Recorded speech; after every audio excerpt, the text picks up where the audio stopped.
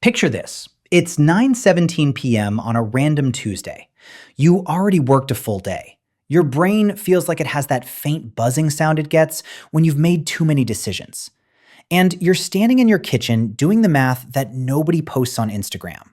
Not the how much is in my bank account math, the time math.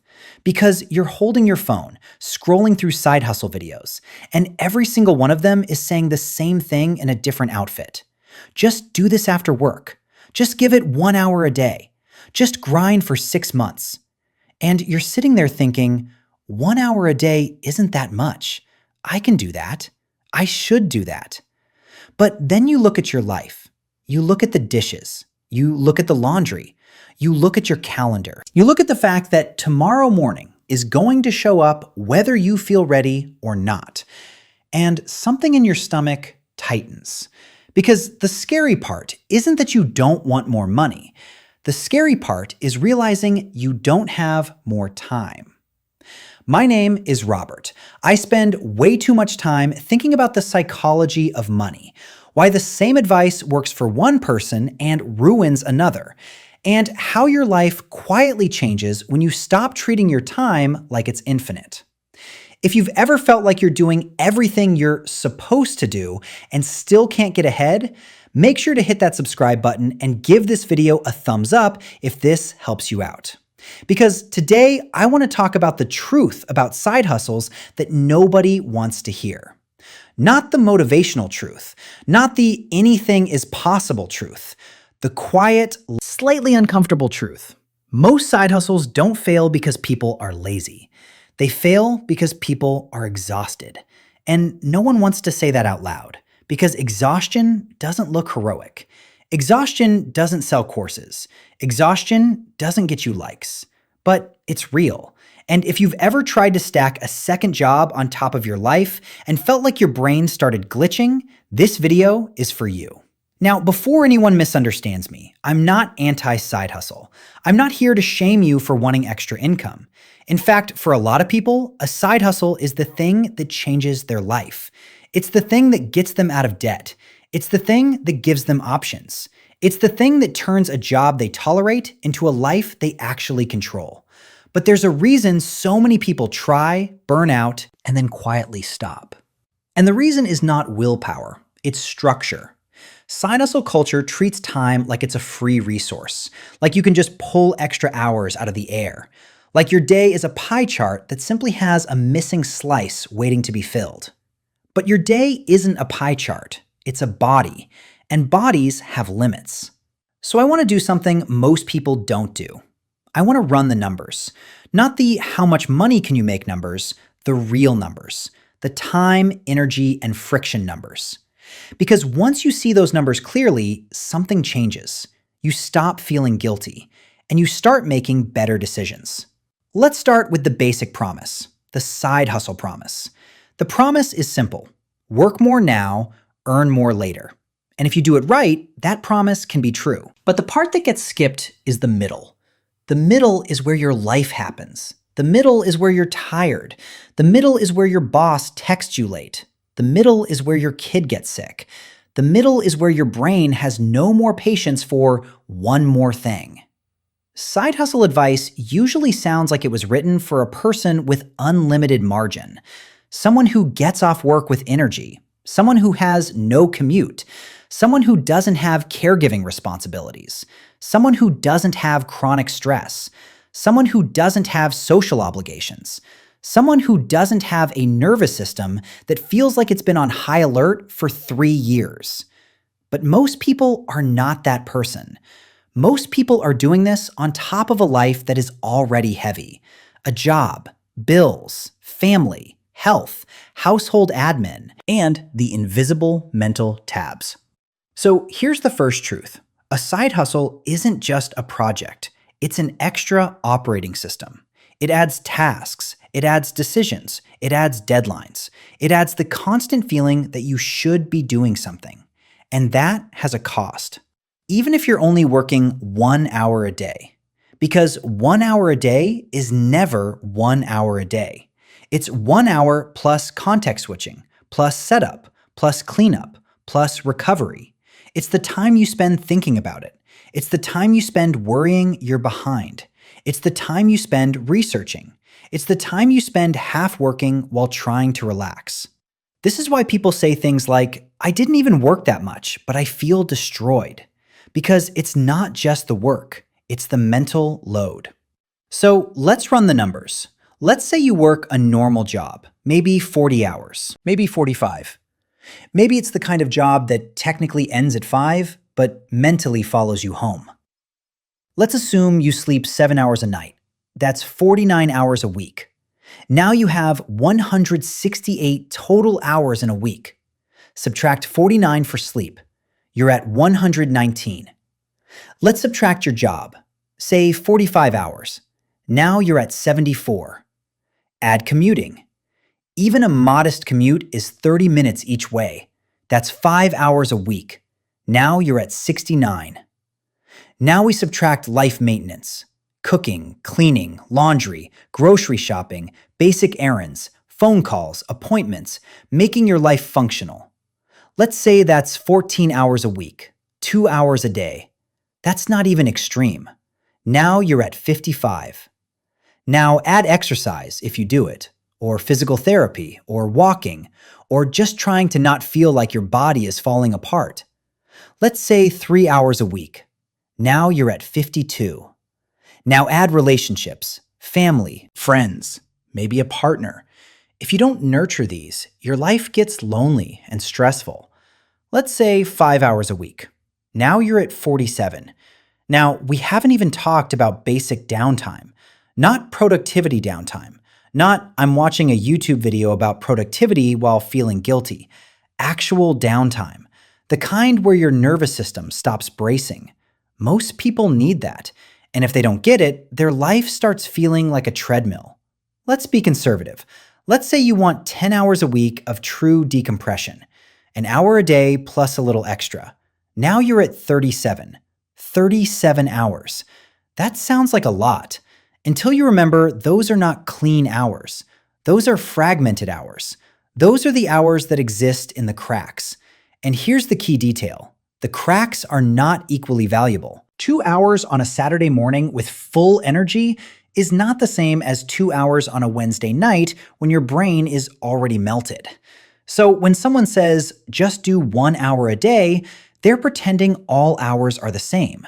They're pretending your 9 p.m. hour has the same quality as your 10 a.m. hour. It doesn't. And that's the first thing side hustle culture ignores: energy quality. Now, here's where it gets uncomfortable, because we need to talk about the side hustle time math in the way most people avoid. Let's say you want to make an extra $1,000 a month. That's a nice chunk. It's real. It can pay off debt. It can fund investing. It can build an emergency fund. It can change the way your life feels. So you think, okay, I'll start a side hustle. Now, what side hustle actually produces an extra $1,000 a month reliably? Not someday, not a fantasy, reliably. If you drive for deliveries, you might net, after gas and wear and tear, maybe $15 to $20 an hour, sometimes less. Let's say $18 net. To make $1,000, you need about 56 hours. That's 14 4-hour shifts, or 8 7-hour shifts, or basically every weekend. And the problem is not the math. The problem is the compounding cost, because those 56 hours are not free. They are taken from recovery, from relationships, from your health. And if you pull 56 hours out of your month, you don't just lose time, you lose resilience. That's why people can do this for a few weeks, then something breaks. They get sick, they snap at people, they start eating worse, they stop exercising, their sleep gets worse, their performance at their main job drops. And suddenly, the side hustle is making money, but the rest of life is deteriorating. Now, what if you do something higher leverage, like freelancing? Let's say you can charge $50 an hour. Now, $1,000 a month is 20 hours. That's more reasonable, 5 hours a week. But here's the truth. Very few people go from $0 to $50 an hour instantly. Freelancing has hidden costs. You have to find clients, you have to sell, you have to deal with ghosting, you have to scope projects, you have to manage revisions, you have to handle the "can you just tweak this one more thing" messages. And the hours you spend finding work often aren't paid. So that $50 an hour becomes $25 an hour when you account for unpaid admin, which is fine, still good. But again, the real cost is not just the hours, it's the mental load. And mental load is the currency nobody counts. This is why side hustle culture feels like it's gaslighting people. Because on paper, it's logical. Work more, earn more. But in real life, the thing you run out of first is not time. It's your ability to keep showing up. And that ability is not moral, it's biological. Now, let me add a second truth. The side hustle fantasy is usually built on peak weeks, not average weeks. Most people imagine their best version, the version that gets off work with energy, the version that doesn't have a family emergency, the version that doesn't get a surprise bill, the version that doesn't have a week where everything feels heavy. But your financial plan can't be built on your best weeks. It has to survive your worst normal weeks. And this is where most side hustles break. Because the hustle might be possible, but it's not sustainable. So what's the solution? Do we just give up? Do we accept that extra income is for other people? No. The solution is to stop thinking in terms of hustle and start thinking in terms of leverage. Because there are two different ways to make more money. You can sell more hours, or you can increase the value per hour. Most side hustles sell more hours, and that's why they feel like punishment. High leverage side hustles increase the value per hour, and that's why they feel like a path. But here's the middle hook that most people need. If your side hustle requires you to sacrifice sleep to make it work, it's not a side hustle, it's a debt. You're borrowing from your future energy, and you're paying interest in burnout. That doesn't mean it's always wrong. Sometimes you do short-term intensity. Sometimes you sprint. But you have to call it what it is, a sprint, not a lifestyle. And you have to design the sprint with an end date. Because the side hustle that works for 6 months and ruins your health is not a win. It's just a different kind of loss. Now let's talk about the side hustle culture narrative. The narrative says, if you really wanted it, you'd do it. That is the most damaging sentence in this entire world, because it turns a structural problem into a character flaw. If you're working full-time and you're trying to build a business at night and you're drowning, the issue is not desire. The issue is that you're living a life with no margin. And margin is not a personality trait. It's a resource. You can't brute force margin. You have to build it. So I want you to hear this clearly. If you tried a side hustle and you burned out, you are not weak. You are normal. You just discovered the thing that most people discover and never say out loud. Time is not the only constraint. Energy is. Now, how do we make this practical? First, we have to stop romanticizing the idea of a side hustle and start picking the right kind of side hustle. Because side hustle is a category that contains totally different realities. One reality is labor-based. You trade hours for money. You do deliveries, you do rideshare, you do retail shifts, you do overtime. That can work, and for some people, it's the only option. And there's no shame in that. But the ceiling is real, because the input is your body. The second reality is skill-based. You write, you edit, you design, you code, you manage ads. You do bookkeeping, you coach, you consult. The input is a skill, and skills can compound. The third reality is asset-based. You build something once and it sells many times.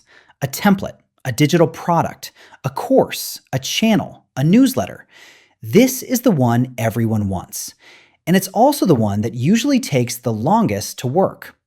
And this is where people get trapped, because they try to do an asset-based side hustle while living a labor-based life with no margin. They try to start a YouTube channel after a 10-hour workday. They try to build a course while also trying to cook dinner, answer texts, and survive. And then they feel like a failure when it doesn't happen. But the problem isn't the idea. The problem is the mismatch. You can't build an asset on fumes. So here's the turning point. The side hustle that wins isn't the one with the best strategy. It's the one that matches your current capacity. Capacity is the key word, not motivation, not discipline. Capacity. Because capacity determines whether you can show up consistently. And consistency is the thing that compounds. So how do you choose a side hustle based on capacity? You ask a different question. Not what makes the most money, you ask, what can I do consistently without my life collapsing? That's the question that leads to results. And the answer might be boring. It might be 2 hours on Saturday morning. It might be 1 hour on Sunday. It might be 15 minutes a day. And that's fine. Because if 15 minutes a day is real, that's 7.5 hours a month. And 7.5 hours a month applied to the right thing can change your life. Not through hustle, through direction. Now, let's make this even more concrete. There are 3 hidden costs that destroy side hustles. The first is the startup friction, the getting started cost. Everything feels simple in your head. I'll just start freelancing. I'll just start a store. I'll just start posting. But the first month is not the business. It's the setup, setting up accounts, learning tools, creating a portfolio, figuring out pricing, making decisions. This is why the first phase feels so draining. It's not because you're doing it wrong, it's because your brain hates ambiguity.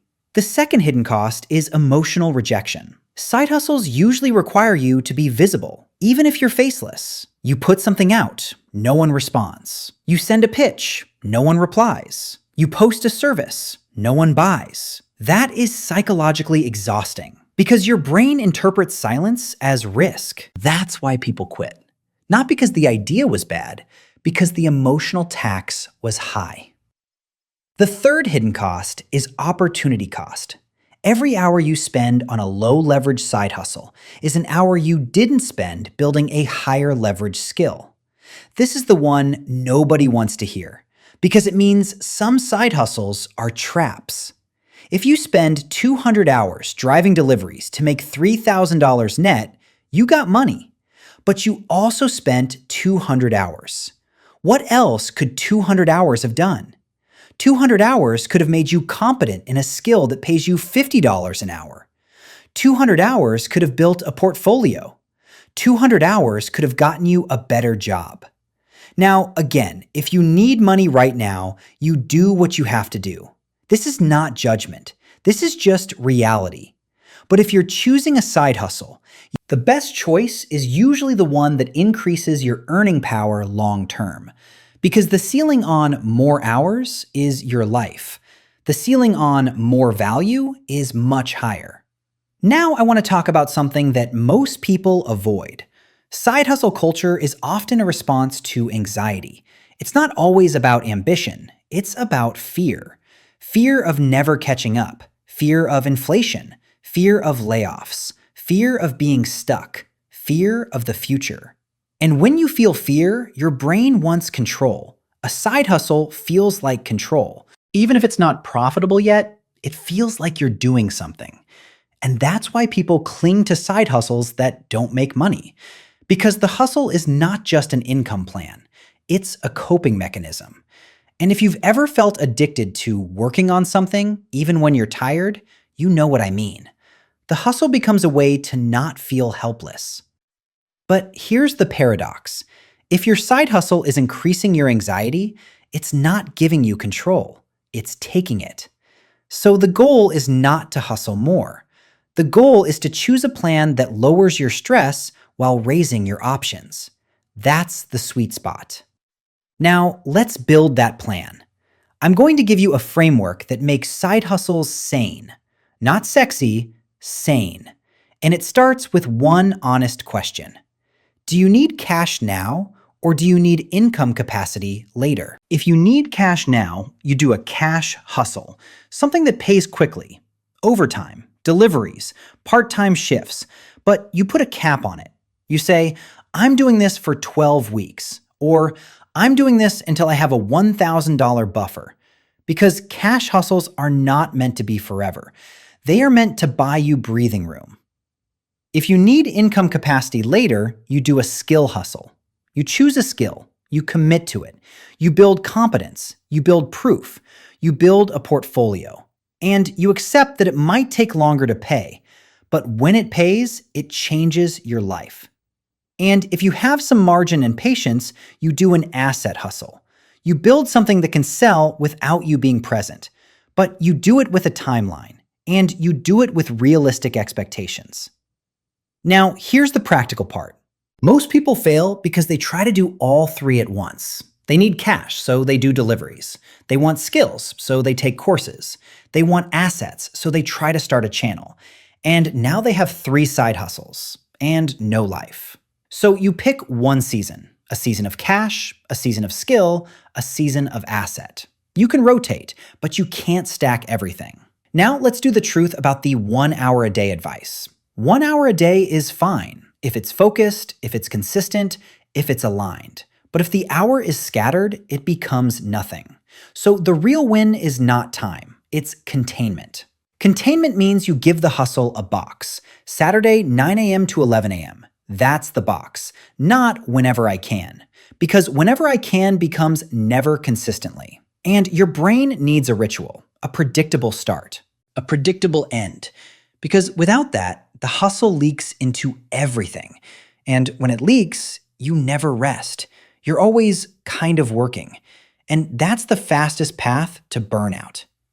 Now, I want to address the most uncomfortable truth. The majority of side hustles are just second jobs. And a second job can be the right move. But it's not an identity. It's a transaction.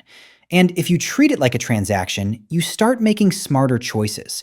You start asking, is this worth the total cost? Not just money, total cost. Total cost includes your sleep, your health, your relationships, your sanity, your ability to do your main job well. Because here's the nightmare scenario. You start a side hustle to make extra money, but the side hustle makes you worse at your main job. And then you lose the main job. Now you have 2 problems. That's why the side hustle needs to protect the core. Your core income is the engine. Your side hustle is the upgrade. You don't rip out the engine while trying to install a turbo. So what does a 10 out of 10 side hustle plan actually look like? It looks like this. 1. Build a buffer first. Not a huge emergency fund, just enough so your life stops feeling like it's one surprise away from collapse. Because when you have no buffer, every side hustle hour feels desperate, and desperation makes you choose bad plans. 2. Choose one lever. A lever is the thing that makes each hour more valuable over time. A skill, a network, a portfolio, a platform. 3. Design the schedule around your energy, not your fantasy. If you're drained at night, stop pretending nights are your hustle time. Use weekend mornings. Use lunch breaks. Use 2 focus blocks instead of 7 scattered attempts. 4. Protect recovery like it's part of the plan. Because it is. Recovery is what keeps the plan alive. If you burn out, the plan resets to 0. And that's the side hustle cycle. People keep restarting. The difference between someone who wins and someone who doesn't is not motivation. It's that the winner doesn't keep restarting. Now, I want to end with a reality check that is oddly freeing. Most people don't need a side hustle forever. They need a side hustle for a chapter to build a buffer, a chapter to pay off a specific debt, a chapter to build a skill, a chapter to create leverage. Then the hustle becomes optional. And when the hustle is optional, it becomes powerful. Because now you're not doing it from fear, you're doing it from choice. And choice changes how your brain feels. Now, I want to leave you with a simple thought. If you've been feeling guilty because you're not hustling hard enough, that guilt is not evidence. It's just culture. Culture is loud, but your life is real. So here's what I want you to do. Stop asking, should I have a side hustle? Ask, what is my bottleneck? Is it cash? Is it skill? Is it time? Is it energy? Is it margin? Because the right hustle solves the bottleneck. The wrong hustle just adds suffering. And if you can take one thing from this video, let it be this. You don't build a better financial life by abusing your time. You build it by respecting your time, by choosing leverage, by building a system that survives real life. Progress beats perfection. And if you're in a season where you can only give a little, give a little. Just give it consistently, because consistency is the thing that compounds. If you want more scripts like this, make sure to hit that subscribe button and give this video a thumbs up if it helped you see side hustles in a different, calmer way. I'll see you in the next one.